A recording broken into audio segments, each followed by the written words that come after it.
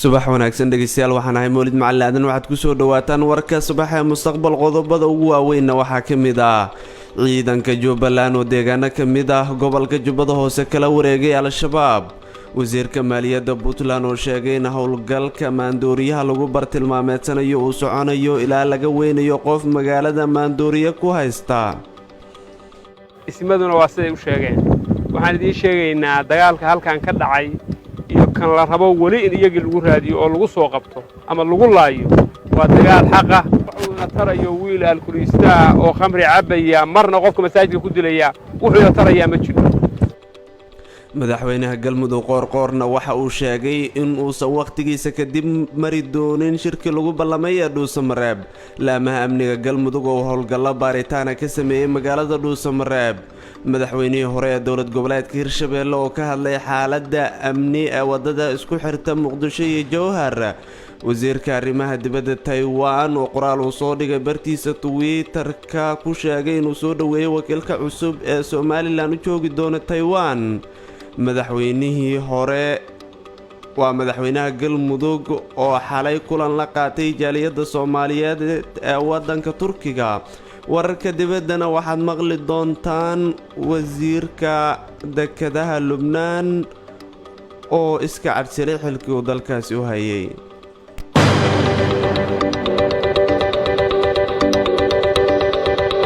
master xogside maxaa cusub adeega dhambaal ee Hormuud Telecom oo muxuu ahaa waa fariisida ku fududeynaya inaad fariintaadii oo cod ah aad dirto gartay macaamil kasta oo Hormuud sita wuu dirsan karaa fariinta waana loo soo diri karaa oo sideen u dirsan karaa garaac 133 kadibna raaci nambarka aad u direysay fariinta codka ah adigoo ku bilaabaya 6 hal haddii aad dhageysanaysana garaac 134 dhambaal waa fududeeyaha fariin codeedka waa subaxnimo isniina taariikhduna ay ku astaysan tahay 10-ka bisha 8aad ee Agoosto sanadka 2020 intaasi waxay ayaan qodobada ugu waaweyn warka subaxa mustaqbal oo soo saaray Abshir Cabdullaahi Amiin haatana waxaad ku soo dhawaataan isagoo intaasi ka xog ballaaran ciidanka dowlad goboleedka Jubbaland ayaa deegaano kamid ah gobolka Jubbada Hoose waxa ay kala wareegeen dagaalyahanada al-shabaab ciidamada ayaa waayahan halkaasi ka waday howlgal xoogan iyadoo maamulka Jubbaland uu sheegay in ciidanka xooga dalka wax walba ay u baahan yihiin ay ku taageeri doonaan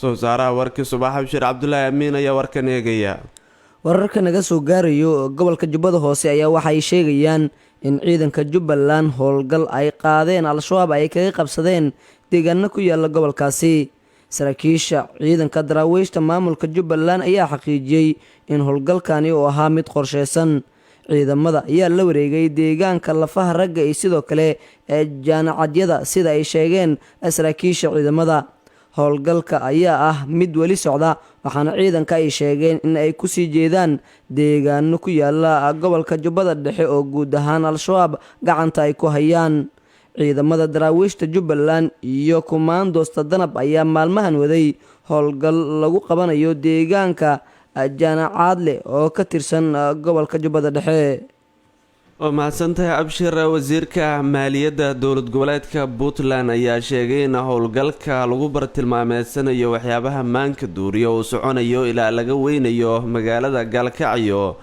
qof maandooriya ku haysta. wasiirka maaliyadda puntland ayaa sheegay in wax laga naxa tahay in nadiifinta magaalada lagu waayo taliyihii ciidanka madaxtooyada dowlad goboleedka puntland. sidoo kale waxa uu baaq u diray dadka magaalada maandooriyaha keena. wasiirka oo hadlay kadib markii shalay magaalada gaalkacyo uu ka dhacay howlgal lagu bartilmaameysanayay koox maandooriyaha magaalka soo geliya ayaa hadaladiisii waxaa ka mid ahaa: waxaan leenahay ilaahay idankiis waxay ahaayeen shuhadaa xumaan la diriraya. man ra'aa minkum munkaran falyuqayir biyadihi fain lam yastadic fabilisaanihi fabiqalbihi wadalika adcafu liimaan. waxaa lala diriraya khamri, waxaa lala diriraya xumaan, waxaa lala diriraya amni daro. intaasay lala diriraya. ilaahay waxaan uga baryaynaa inuu shahaado oga dhigo inay xumaan la dirirayeen. xumaantii rabbi subxaana wa tacaala isagu yidhi ha lala diraya la diriraya. taas saas waaye. midda labaad, nabadoonnadii iyo isimadaa sheegay barnaamijkaani wuxuu ahaa barnaamij ah dad xun oo dawladdu la dirirayso. qabiil beri bay ka ahaayeen. dawladduna saasay bay u og tahay. isimaduna waa siday u sheegeen. waxaan idiin sheegaynaa dagaalka halkan ka dhacay iyo kan la rabo weli in iyagii lagu raadiyo oo lagu soo qabto ama lagu laayo waa dagaal xaqa. wuxuuna tarayo wiil alkuliistaa oo khamri cabbaya marna qofka masaajidka ku dilaya wuxuuna tarayaa ma jiro. dowladda puntland ilaa ay sugto amniga magaalada gaalkacyo, ilaa la waayo qof khamri gadaya, ilaa la waayo qof dad dilaya, ilaa la waayo, dowladdu waxay ka shaqaynaysaa amniga magaalada tan. wax alla waxay haysana waa gelinaysaa. wayna dhiiri gelinaysaa saraakiisha dhintay in malagoodu galay. waxaynu ugu dhiiri gelinaysaa wixii la waday in la sii wado. aad iyo aad baan waxaan uga mahadnaqaynaa garab istaagga shacabka reer mudug ay la garab taagan yihiin dawladda hawshaan ay waddo. way sii socon doontaa insha allah. guryihiinna ka saara, qofkii arkaa soo sheego, meel alla meesha ay yihiin waa loogu tegayaa. yaysan ilmaha iyo ciyaalada idinkaga dhex dhuuman. ciidamada la soo ribood gareeyo nimankaas cabtooyda ah, meel alla meeshay joogaan baa loogu tegayaa.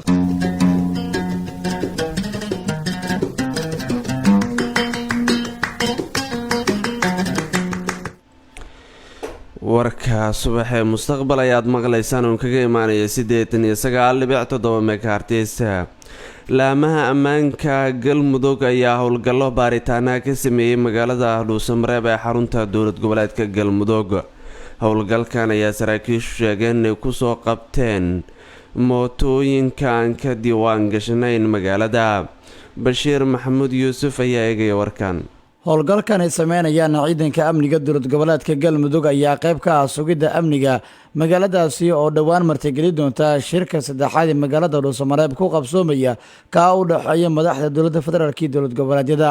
si gaara waxay howlgalkan u quseeyaa raadinta mootooyinka aan haysan sharciga iyo sumadda maamulkaasi uu bixiyo ee ku sugan deegaanada maamulka, taas oo qayb ka noqon karta sugidda amniga deegaanada maamulka. saraakiil ka tirsan maamulka galmudug waxay sheegeen in howlgalkani ay ku daba joogaan mootooyinka loo yaqaano bajaajka oo waayihii dambe kusoo kordhayay deegaanada maamulka galmudug, islamarkaana ay ku xoogsadaan dhallinyarada halkaasi ku sugan. ujeedku waxay tilmaameen in ay baacsanayaan dadka dhibaatooyinka xilliyada habeenkii geysta, sidoo kalena aan lahayn sumadda iyo sharciga aan u hoggaansameen. qaarkood waxaa laga baarayaa tooreeyo iyo baangado la sheegay in ay dadka ku dhibaateeyaan, balse waxaa la soo wariyey in dhacdo ka mid ah dhacdooyinkii ka dhacay ee sababay in mootooyinka la dabagalo in ahayd kadib markii wiil lagu dilay toorey, balse waxaa soo gaaray dhaawac xun sida ay sheegeen saraakiisha maamulka. isbitaalka ayaa la geeyey si loo daaweeyo. saraakiisha ciidanka amnigana waxay bilaabeen baaritaano ay ku furayaan daahyada ku xiran mootooyinka, sidoo kale ay ku baarayaan dadka saaran, halka ay ka qaadayaan hubka ama waxyaabaha halista gelin kara dadka iyagoo aan ahayn. magaalada dhuusamareeb ee caasimada galmudug waxay ka mid tahay deegaanada ugu amniga wanaagsan marka la eego deegaanada galmudug, waxaana ku shaqeeya madaxda sare ee dowlad goboleedka maamulka. waxaana waayihii dambe sii kordhayay baaritaanada iyo howlgallada ka dhanka ah wadayaasha bajaajka iyo dadka falalka amniga lidiga ku ah ee ku sugan magaalada dhuusamareeb. saraakiishuna waxay tilmaameen in arrintaasi ay qayb ka tahay adkeynta amniga. waa mahadsan tahay bashiir. madaxweynaha galmudug ayaa xalay kulan la qaatay jaaliyadda soomaaliyeed ee ku sugan wadanka turkiga. dhanka kale madaxweynaha galmudug ayaa shirkaasi xalay ka sheegay in xilligii loogu talagalay shirka dhuusamareeb uusan marnabo dib uga dhici doonin, isagoo baaq u diray dad uu sheegay inay ka shaqaynayaan dib u dhaca shirkaasi walow uusan cararbaabin. samsam maxamed cali ayaa faahfaahinaysa warkan. madaxweynaha dowlad goboleedka galmudug axmed cabdi kaariye qorqoor oo ku sugan dalka turkiga ayaa u mahad celiyey bulshada galmudug gaar ahaan kuwa magaalada dhuusamareeb sida ay u soo dhoweeyeen wufuuddii kala duwaneed ee ka qayb gashay shirkii ka dhacay magaalada dhuusamareeb. waxaan u mahad celinayaa reer galmudug gaar ahaan bulshada caasimadda ee wax ka yar 2 maalmood ku martiqaaday wufuudda federaalka oo ka badnaa 1,000 qofood, iyada oo magaalada aysan lahayn guryo waaweyn iyo huteelo. waxaan rajaynayaa in shirka kale ay door ka qaataan, ayuu yidhi madaxweynaha dowlad goboleedka galmudug axmed cabdi kaariye qorqoor.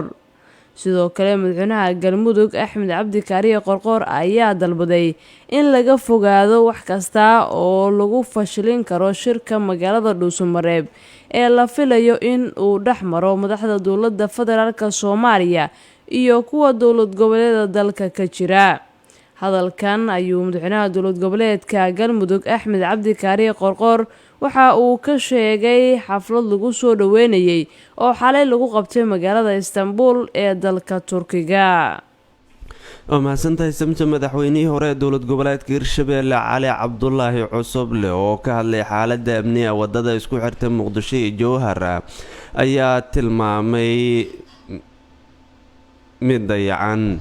cusuble ayaa shaaciyay in maamulkaasi degmo gaar ahaan ay ku leeyihiin dayaca wax ka qabasho la-aanta sugidda ammaanka uu sababay go-aanka kala gudubka gaadiidka xubnaha maamulka.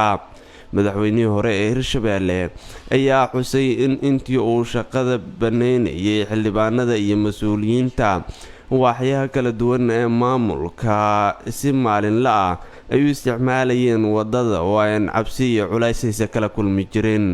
haatan ayuu sheegay in uu ku sugan yahay safar madaxweynuhu ama ku-xigeenkiisa ama wakiilada xildhibaanada iyo wasiirada markaas oo dana gaar ah ay ka leeyihiin in uu sii wataan safaradooda muqdisho. haatan ayuu sheegay inuu ku sugan yahay wadadaasi xaalad amnigeedu aysan wanaagsanayn. cali cusuble oo warbaahinta la hadlay ayaa hadaladiisii waxaa ka mid ahaa.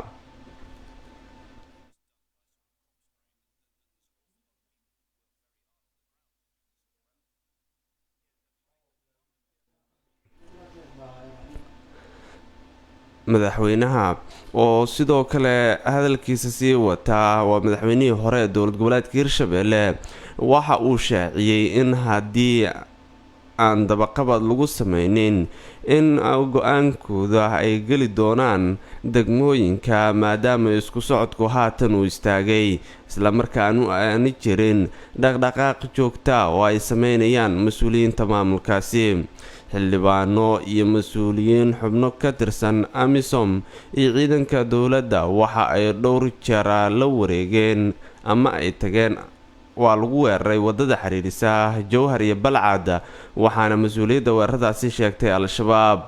madaxweyne waare iyo wasiirkiisa amniga iyo wasiirka arrimaha gudaha hirshabeelle waxa ay sheegeen marar kala duwan in al-shabaab culays saareen wadada u dhaxaysa muqdisho iyo jowhar kadib markii howlgalka ciidankamada dowladda federaalk iyo kuwa amisom sidoo kale duqeynta mareykanka ee gobolka shabeellada hoose ay sababtay inay halkaasi isaga guuraan.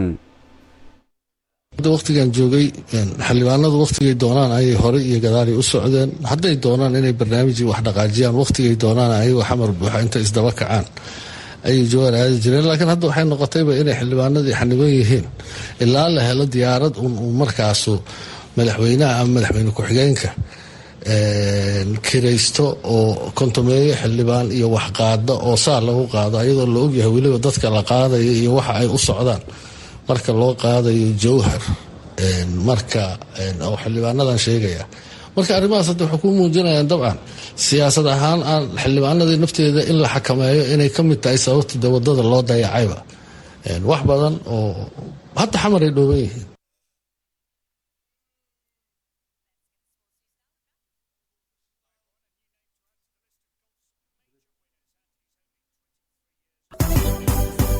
halkani waa mustaqbal redio 89.7 FM. dhammaan wararkeenna waxa ay leeyihiin muuqaal maqal iyo qoraal. dhegayso wararkeenna 7:00 subax waliba 2:00 galab waliba iyo 7:00 habeen waliba. wararka dalka iyo kuwa caalamka waxaa kaaga filan oo keliya inaad nagala socoto mustaqbal redio 89.7 FM ama aad booqato mustaqbalradio.net. haddii kale ka daawo muuqaaladeenna facebook.com/mustaqbalmedia. ugu dambeyntiina mid ka mid ah wasiirada Lubnaan ayaa isku caadsilay qaraxii weynaa ee caasimadda dalkaasi gelgelay sababa la xiriira Daymonos Khatar wasiirkii deegaanka ee Lubnaan isla markaana aad ugu dhawaa ra'iisul wasaare Xasan Dayib ayaa iscadsilay maadaama ay xoogeysatay carada ka dhalatay qaraxii ka dhacay caasimadda Talaadadii la soo dhaafay. wasiirka waa sarkaalka labaad ee sare ee dowladda ka taga horaantii Sabtigi. Tayyib ayaa sheegay in uu isku dayay in uu ka dhaadhiciyo Qatar in uu joojiyo xafiiska laakiin uu ku guuldaraystay. wasiirka warfaafinta Lubnaan Manal Adal Samad ayaa ku dhawaaqay iscasilaadiisa isagoo sheegay in xukuumadda ra'iisul wasaare Xasan Tayyib ay ku guuldaraysteen in ay ku noolaadaan himilooyinka shacabka reer Lubnaan. ugu yaraan 158 qof ayaa ku dhimatay qaraxa, in ka badan 6,000 oo qof oo kalena waa ay ku dhaawacmeen, laakiin tirada ayaa la filayaa in ay kor u kacdo iyadoo howlgalka lagu baadigoobayo dadka halkaasi qaraxu ku haleelay iyo sabinti bixintoodu ay weli ka sii socdaan caasimadda dalka Lubnaan. guud ahaana saaxiibayaal warka subax uu soo saaray Abshir Cabdullaahi Amiin intaa ayuu noogu egyahay.